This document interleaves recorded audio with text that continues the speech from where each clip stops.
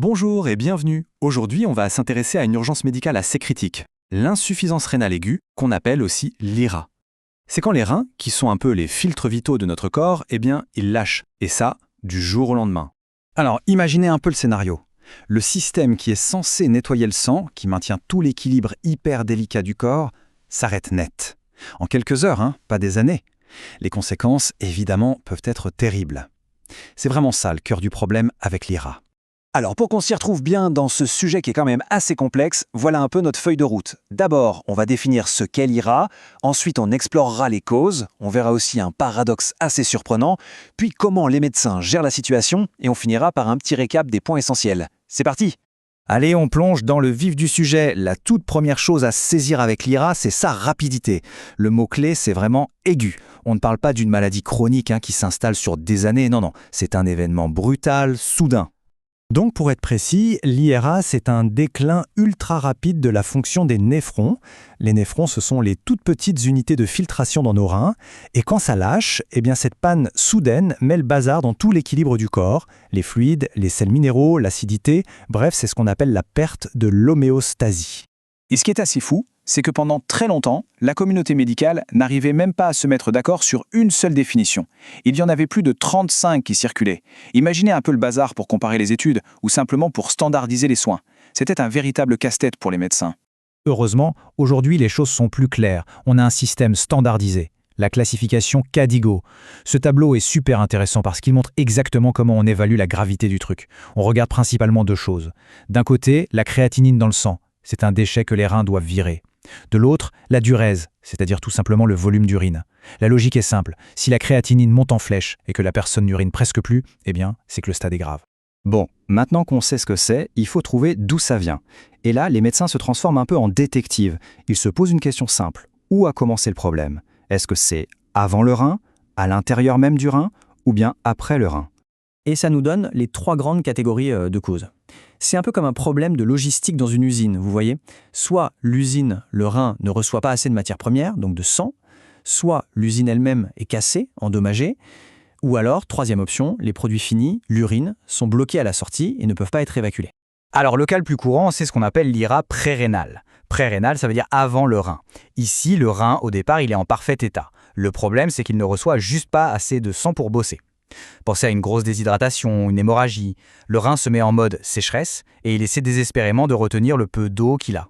Et là, attention parce que des médicaments très très courants peuvent venir tout perturber. C'est un point super important. Pour bien filtrer, le rein a une astuce. Il ouvre en grand le tuyau d'arrivée du sang et il resserre un peu celui de sortie pour garder une bonne pression à l'intérieur. Le souci, c'est que des anti-inflammatoires type ibuprofène peuvent bloquer l'ouverture du tuyau d'arrivée.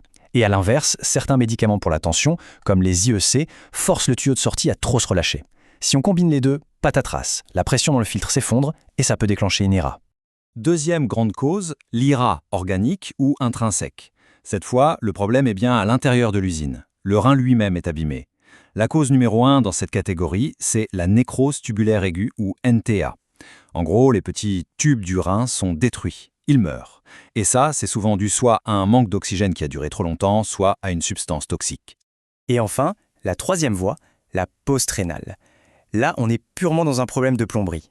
Le rein, il marche nickel, mais l'urine ne peut tout simplement pas sortir parce qu'il a un bouchon quelque part plus bas. Un gros calcul rénal, une tumeur, peu importe. La pression monte, et ça finit par bloquer le rein qui ne peut plus faire son travail de filtration. Et c'est là que l'histoire prend un tournant vraiment inattendu. On pourrait se dire, logiquement, ok, le rein manque de sang, facile, on lui en donne. Mais en fait, la réalité est bien plus complexe, et même carrément contre-intuitive. Ça se passe en deux phases. D'abord, il y a l'ischémie.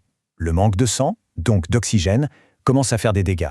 Mais le vrai carnage, et c'est ça le paradoxe, il arrive dans la deuxième phase, la reperfusion. C'est le moment où le sang revient.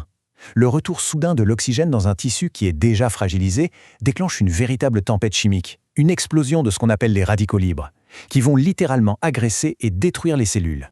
C'est ça le point absolument crucial à comprendre, ce fameux paradoxe. L'action qui est censée sauver le rein, lui redonner du sang, est en fait ce qui cause le plus de dégâts. C'est un défi énorme en médecine, pas seulement pour le rein, mais aussi pour les crises cardiaques, les greffes d'organes. C'est un problème central. Alors, face à un ennemi aussi tordu, comment on riposte? Eh bien, il n'y a pas de pilule magique pour réparer un rein abîmé du jour au lendemain. Du coup, la stratégie, elle est surtout basée sur la prévention et le soutien. La gestion de la situation repose en gros sur 4 piliers. D'abord, on optimise ce qu'on appelle l'hémodynamique, c'est-à-dire qu'on s'assure que la pression artérielle est bonne pour que le sang arrive bien au rein. Ensuite, hyper important, on fait super attention à tous les médicaments qui pourraient être toxiques pour le rein. Troisièmement, si les reins sont vraiment à la ramasse, on sort l'artillerie lourde. Les machines de dialyse prennent le relais. Et enfin, bien sûr, on adapte toute la nutrition. Ce tableau illustre bien pourquoi il faut être si prudent. On voit que plein de médicaments, même des antibiotiques courants ou les produits de contraste qu'on injecte pour les scanners, peuvent attaquer les reins de différentes façons.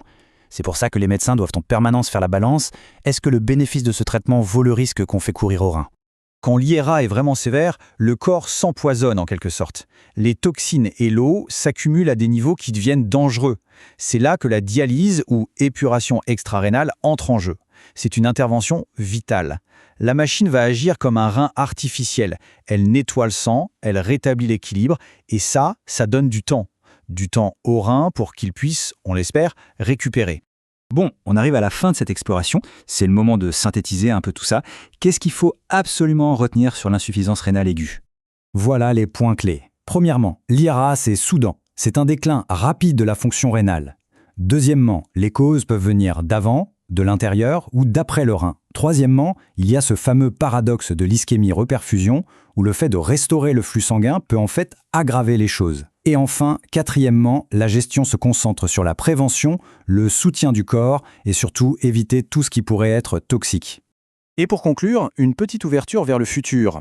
La recherche avance, on explore des pistes qui semblent dingues, comme utiliser des cellules souches pour aider les reins à se régénérer. Et ça soulève une question assez vertigineuse. Est-ce qu'un jour on sera capable de réparer, voire de faire repousser un rein abîmé? Est-ce que l'IRCA pourrait devenir un simple contretemps et non plus une urgence aussi grave? C'est sur cette perspective pleine d'espoir qu'on va se quitter. Merci pour votre attention.